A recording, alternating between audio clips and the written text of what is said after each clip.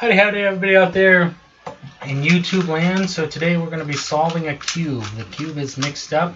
We're going to toss it in the air, and whatever color shows up is what we're going to actually solve. Let's get our angle right here for you guys out there who love cubes.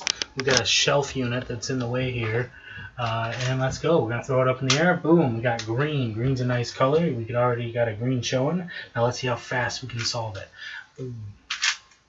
If we talk too much, we'll mess it up. So let's just go to work.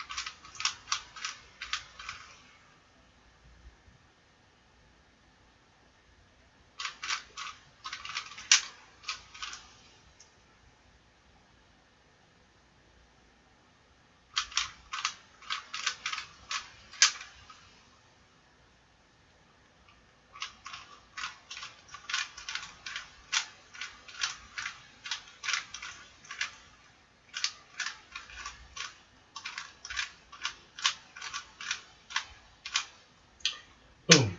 Solved. And there you have it. So there's me solving a cube. Let's see how long it took. I'm not even sure if I have a timer. I probably could have put a timer on my phone or something.